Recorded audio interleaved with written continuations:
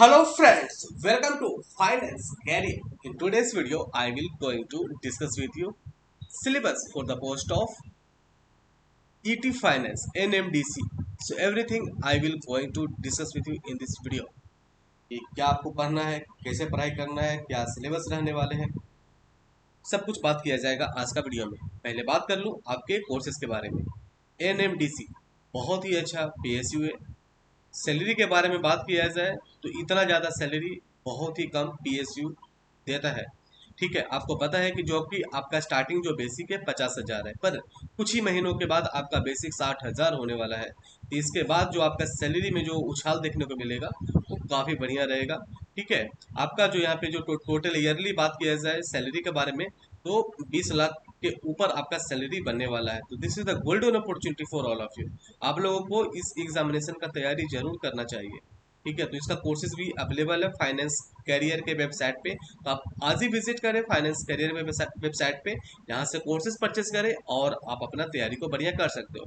In this courses you will get videos, lecture मिल जाएगा आपको सभी सभी का, जैसे professional knowledge, GK, general awareness, math, reasoning, सभी का वीडियो लेक्चर मिलेगा आपको। ई बुक मिल जाएगा, चैप्टर वाइज एमसीक्यूज मिल जाएगा आपको। 125 प्लस प्रीवियस ईयर जो पेपर है पीएसयूज का, वो भी पेपर मिल जाएगा आपको, और मॉक टेस्ट भी मिल जाएगा। तो इतने सारे मटेरियल आपको फाइनेंस कैरियर के वेबसाइट से मिल जाता है। तो आप आज ही विजिट करें finance career dot in website पे।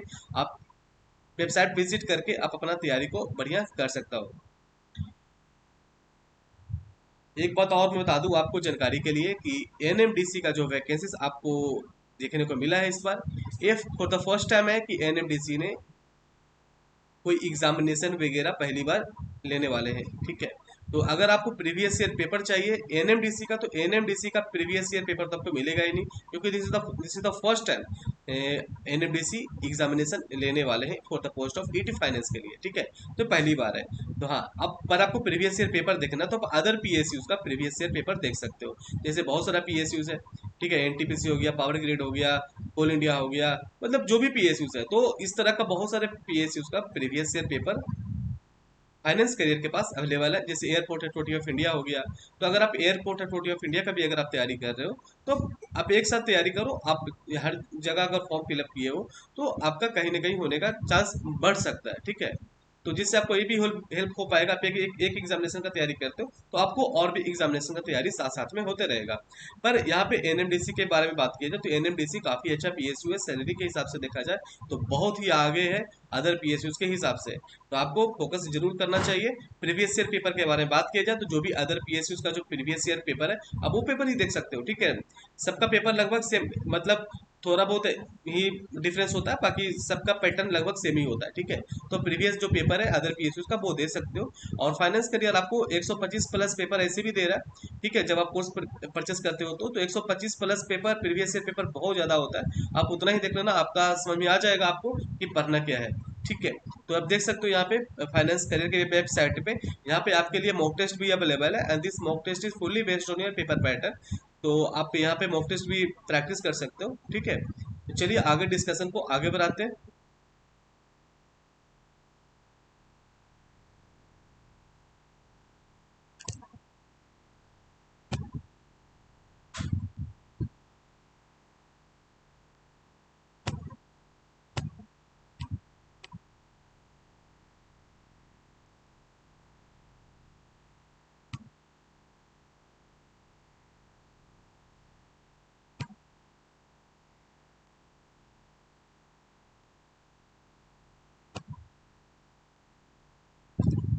Syllabus for the post of eighty finance executive training finance.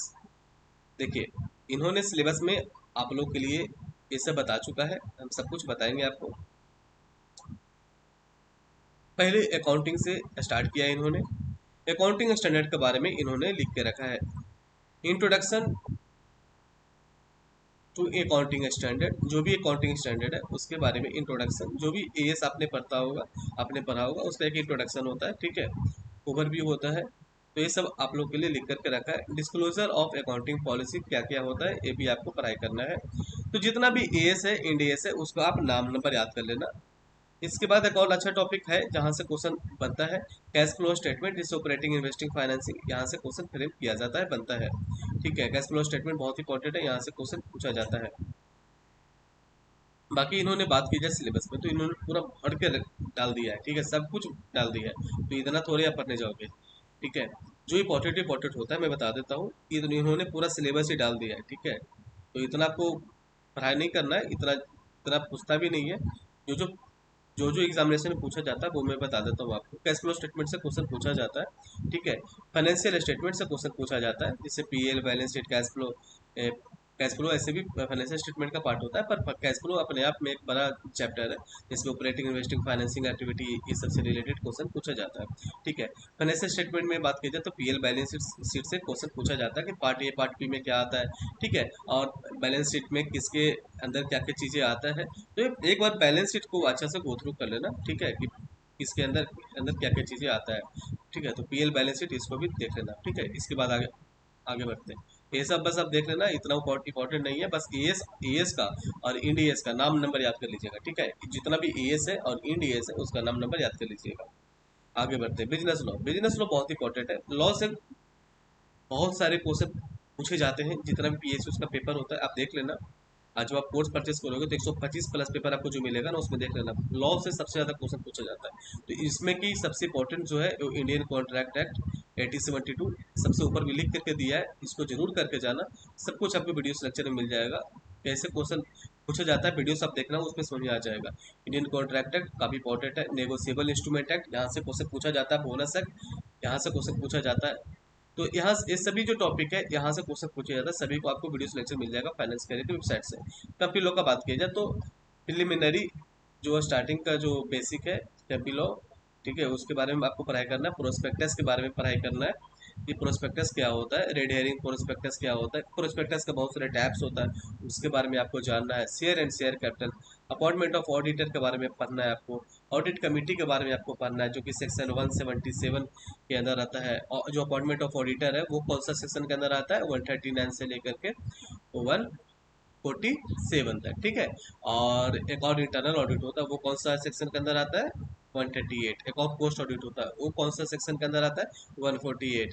ठीक है, तो इंटरनल ऑडिट 138 और पोस्ट ऑडिट 148। ठीक है, तो ये सब आपको पढ़ाई करना है। अब power of board of director, इसके बारे में भी आपको जानकारी लेना है, और डिविडेंड के बारे में भी आपको पढ़ाई करना है। डिविडेंड से भी क्वेश्चन पूछा जाता है। तो ये सब टॉपिक अभी आप लोग के लिए इंपॉर्टेंट है। ठीक है, ऐसे बात की जाए कंपनी लॉ में 470 सेक्शन है, कितना पढ़ोगे। ठीक है, तो इतना जरूर कर लेना। इसके बाद इन्होंने एक और टॉपिक नहीं लिखा है, पर वहां से भी क्वेश्चन पूछा जाता है। बहुत सारे पीएसयू में देखने को मिलता है कि क्वेश्चन पूछा जाता है, आईबीसी कोड। तो आईबीसी कोड भी जरूर देख लेना। ठीक है, आईबीसी कोड, बाकी जब कोर्स परचेस करोगे तो उसमें आपको आईबीसी कोड भी मिल जाएगा, क्योंकि आईबीसी कोड से क्वेश्चन पूछा जाता है। ठीक है, आगे बढ़ते हैं। कॉस्ट अकाउंटिंग, कॉस्ट अकाउंटिंग में बात की जाए तो इंट्रोडक्शन है कॉस्ट अकाउंटिंग स्टैंडर्ड, उसको देख लेना। ठीक है, कि कॉस्टिंग क्या होता है, ठीक है, कॉस्ट अकाउंटिंग क्या होता है, पोस्ट अकाउंटिंग किस लिए पढ़ा जाता है। ठीक है, पोस्ट अकाउंटिंग का मतलब क्या होता है, किस लिए पढ़ा जाता है, ये सब चीज़ें देख लेना। ठीक है, इसके बाद जो चैप्टर स्टार्टिंग हो जाता है मटेरियल। मटेरियल एक ऐसा चैप्टर है जहाँ से theoretical as well as sums दोनों क्वेश्चन पूछे जाते हैं। लेबर, लेबर में आपको रोन प्लान, हेल्थ प्लान, इस तरह के रिलेटेड क्वेश्चन पूछा जाता है। और मटेरियल में ईओ क्यू, रीऑर्डर लेबर, रीऑर्डर क्वांटिटी, इस तरह से रिलेटेड क्वेश्चन पूछे जाते हैं। ठीक है, ओवरहेड हो गया, उसके बाद ये सब सभी चैप्टर्स है। ठीक है, सभी इंपॉर्टेंट है। इसमें इंपॉर्टेंट के बारे में बात कीजिए, सबसे ज्यादा तो है मार्जिन कॉस्टिंग। मार्जिन कॉस्टिंग से भर भर के सम्स पूछे जाते हैं। पीईपी निकालने पूछेगा आपको, पीवी रेशियो निकालने पूछेगा आपसे, आपको यहाँ पे मार्जिन ऑफ सेफ्टी निकालने पूछेगा आपसे, स्टैंडर्ड कॉस्टिंग से रिलेटेड भी सम्स पूछे जाता है। बजट एंड बजटरी कंट्रोल भी बहुत इंपॉर्टेंट है, तो यहाँ से भी क्वेश्चन पूछे जाते हैं। ठीक है, तो सभी का आपको वीडियो लेक्चर मिल जाएगा। ठीक है, आप जब कोर्स परचेस करोगे तो। आगे बढ़ते हैं। फाइनेंशियल मैनेजमेंट, यहाँ पे scope and objective of financial management. जब आप फाइनेंशियल मैनेजमेंट जब भी आपने पढ़ा होगा, तो जब जो पहला पेज जो होता है उसी में ऑब्जेक्टिव एंड स्कोप बताया रहता है, तो वो पेज आप देख लेना। ठीक है, उसके बाद टाइम वैल्यू ऑफ मनी, ये उतना इंपॉर्टेंट नहीं है। स्कोप, हाँ, स्कोप ऑब्जेक्टिव एक बार देख लेना, वहां से क्वेश्चन पूछ देता है। ठीक है, थ्योरेटिकल पोर्शन है। इसके बाद वर्किंग चैप्टर, उसके बाद एक और चैप्टर, एक और जो चैप्टर है ना एफ में कैपिटल बजटिंग, उसको देख लेना। टैक्स के बारे में बात किया जाए तो 5 हेड्स ऑफ इनकम, ठीक है, देख लेना। ठीक है, इन्होंने लिख के रखा है 5 हेड्स ऑफ इनकम। बाकी 5 हेड्स ऑफ इनकम को सबसे अंतिम में देखना, ठीक है। सबसे पहले छोटा छोटा चैप्टर देख लेना। इसमें clubbing, set off and carry forward, deduction under chapter जो 6 से है, deduction from gross total income, इसको डिडक्शन अंडर चैप्टर 6 से भी बोला जाता है। तो clubbing, set off, deduction under chapter 6 से ये सब देखना, ठीक है। उसके बाद टीडीएस और एडवांस टैक्स, ये सब जो भी है इसको पहले देख लेना, उसके बाद 5 हेड्स ऑफ इनकम पर जाना, समझे। क्योंकि ये मेजर क्वेश्चन जो है ये छोटे छोटा चैप्टर से ही बन जाता है। 5 हेड्स ऑफ इनकम से एक दो क्वेश्चन कहीं से पूछता है, और वो भी चैप्टर भी 5 हेड्स ऑफ इनकम अपने आप में बहुत बड़ा चैप्टर है, मतलब अपने आप में बहुत बड़ा टॉपिक है। जैसे salary, hospital, business, capital gain, other sources, इतना सारे टॉपिक्स है। तो उसमें आपको ज़्यादा टाइम टेकिंग भी होगा, इसीलिए जो छोटा चैप्टर है उसको कवर अप कर लेना। आगे बढ़ते हैं। जीएसटी, जीएसटी में बात की जाए तो concept of supply under GST, उससे रिलेटेड क्वेश्चन पूछेगा आपको। आईटीसी इनपुट एज क्रेडिट कौन ले सकता है जीएसटी में, उससे रिलेटेड आपसे क्वेश्चन पूछेगा। प्लेस ऑफ सप्लाई कि किसको कहाँ पे गुड सप्लाई होगा तो किसको प्लेस ऑफ सप्लाई बोला जाएगा, तो इस तरह से रिलेटेड आपको उससे क्वेश्चन पूछे जाएंगे, ठीक है। ई वे बिल, ई वे बिल बहुत इंपॉर्टेंट है। आप पीएसएस में अगर आप देखना, पीएसएस में जितना भी काम होता है उसमें ई वे बिल बहुत इंपॉर्टेंट होता है, क्योंकि कोई भी गुड्स अगर सप्लाई आता है, ठीक है, तो ये भी देखा जाता है कि इसमें कितना अमाउंट का बिल है, कितना दूरी से आया है, तो ये सब चीज़ें इंपॉर्टेंट होता है, ठीक है।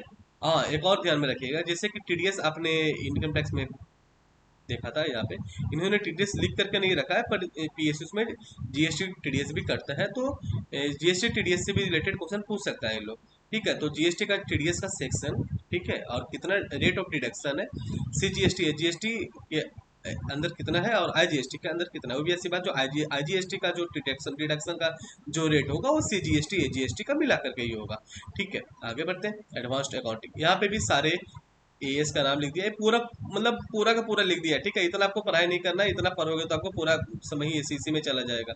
जो इंपॉर्टेंट होता है बता देता हूँ। अकाउंट से बाद में बात की जाए तो अकाउंट से क्वेश्चन सबसे कम पूछा जाता है पीएसयू में। मैं एक बार फिर से बोलूँ, अकाउंटिंग से क्वेश्चन सबसे कम पूछा जाता है। आप सारे पेपर 125 पेपर जब आप खरीदोगे ना फाइनेंस मेरे पे वेबसाइट से, आप खुद देख लेना, सबसे कम जो क्वेश्चन बनते हैं पीएसयू में जो पूछा जाता है, सबसे कम अकाउंटिंग से क्वेश्चन पूछा जाता है। तो इसलिए जो थ्योरेटिकल पोर्शन है उस पर ज़्यादा ध्यान दीजिए। सम्स बहुत ही कम पूछा जाता है। अगर 100 क्वेश्चन अगर आपके पेपर में पूछा जा रहा है, सपोज दैट 100 क्वेश्चन पूछा जा रहा है, उसमें से 95 क्वेश्चंस, 90 टू 95 क्वेश्चंस आपका थ्योरेटिकल रहेगा, 5 से 8 क्वेश्चंस आपका सम्स पूछ सकता है, वो भी उससे भी कम पूछता है, उससे भी कम पूछता है, तो ये ध्यान में रखिएगा हमेशा। इसलिए आपका फोकस थ्योरेटिकल पोर्शन पे होना चाहिए, वहाँ से क्वेश्चन पूछा जाता है। इसलिए मैं आपको बार बार बोलता हूँ, जो प्रीवियस जो पेपर हुआ है वो पेपर आप देख लेना। मैं मानता हूँ कि आपका जो पेपर है एनएमडीसी पहली बार ले रहा है, इसका मतलब ये थोड़े है कि आपको पता ही नहीं है, आपको पता होना चाहिए। जो प्रीवियस जो पेपर है अदर पीएस उसका पेपर देख लो। पेपर जब का सबका सिलेबस तो समहाउ सेम ही होता है, थोड़ा बहुत ही डिफरेंस होता है, तो आप दूसरा पीएसयू का पेपर देख लेना, वहां से आपको समझ में आ जाएगा।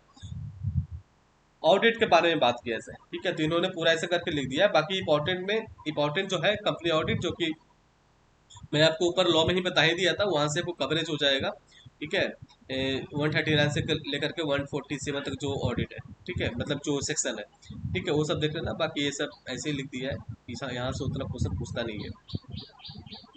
मैनेजरियल अकाउंटिंग पूरा मतलब जितना टॉपिक है सारा इन्होंने लीक करके दे दिया है, ठीक है।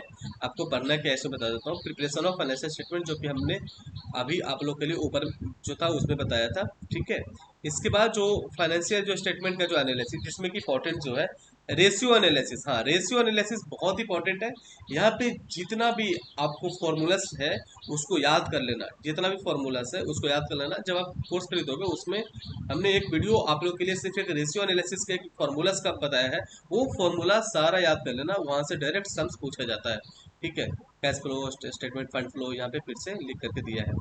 फिर से आपको है मार्जिनल कॉस्टिंग, कोस्ट शीट फिर से लिख करके दिया, स्टैंडर्ड कॉस्टिंग, फाइनेंशियल मैनेजमेंट, तो यहाँ पे सेम चीज़ें फिर से लिख करके दे दिया, बजट बजटरी कंट्रोल, ठीक है। एक और टॉपिक यहाँ पे लिवरेज है, वो थोड़ा सा टॉपिक है, इसको देख लेना। फाइनेंशियल मैनेजमेंट फिर से लिख करके दे दिया है, इसमें कि इसमें इंपॉर्टेंट जो बात बात किया जाए तो मर्जर एंड एक्विजिशन जो चैप्टर है इसमें इंपॉर्टेंट है। बाकी उतना इंपॉर्टेंट नहीं है, मर्जर एंड एक्विजिशन इंपॉर्टेंट है, हाँ यहाँ से क्वेश्चन पूछा जाता है। बाकी आप इतना ही है, ठीक है, इतना देख लेना काफ़ी है। ये बाकी टॉपिक बहुत ज़्यादा लिख लिख के दे दिया है, यहाँ से इतना क्वेश्चन पूछा नहीं जाता है। जो पूछा जाता है मैं आपको बता दिया। बाकी आपके पास टाइम है।